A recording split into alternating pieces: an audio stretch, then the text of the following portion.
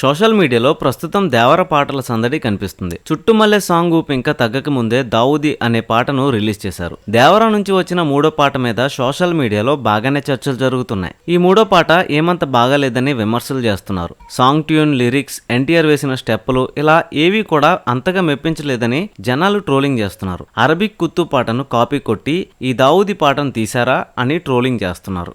దేవర నుంచి వచ్చిన చుట్టుమల్లె పాటకు మంచి రెస్పాన్సే వస్తుంది. ఇప్పటికీ ఎక్కడో చోట చుట్టుమల్లె సాంగ్ ట్రెండ్ అవుతూనే వస్తుంది. కానీ దావూదీ పాట మాత్రం వెంటనే విమర్శల్ని తెచ్చిపెట్టింది. అయితే స్పాటిఫై మాత్రం దేవర పాటలను ప్రమోట్ చేసుకునే క్రమంలో బోయపాటిని వాడేసుకుంది. బోయపాటి శ్రీను తన ఇంటర్వ్యూలో చెప్పిన మాటలు మీమ్స్ లా ఎంత వైరల్ అయ్యాయో అందరికీ తెలిసిందే. అది ఉండాలి, దాంతో పాటు ఇది కూడా ఉండాలి అంటూ బోయపాటి ఓ ఇంటర్వ్యూలో చెప్పిన మాటలు సోషల్ మీడియాలో ఎంతగా వైరల్ అయ్యాయో అందరికీ తెలిసిందే. ఇప్పటికే రోజు ఏదో ఒక రీల్, మీమ్స్, ట్రోల్స్ లో బోయపాటి కనిపిస్తూనే ఉంటాడు. బోయపాటి డైలాగ్ ను వాడుకుని స్పాటిఫై సంస్థ దేవర సాంగ్స్ ను ప్రమోట్ చేసుకుంది. దేవర నుంచి క్లాస్ సాంగ్ అయిన రొమాంటిక్ సాంగ్ చుట్టుమల్లని ఒక పక్క పెట్టి, మాస్ సాంగ్ ఫాస్ట్ బీట్ అయిన దావూదీని మరో పక్కన పెట్టి అది కావాలి, దాంతో పాటు ఇది కావాలి అని ట్వీట్ చేసింది. ప్రస్తుతం ఈ ట్వీట్ ని చూసి జనాలు భలే నవ్వుకుంటున్నారు. స్పాటిఫైకి భలే స్పాంటనిటీ ఉందని, మీమ్ నాలెడ్జి బానే ఉందని అంటున్నారు. ఇక దేవర చిత్రం ఈ నెల 27న రాబోతుంది. ఆయుధ పూజకి సంబంధించి పాట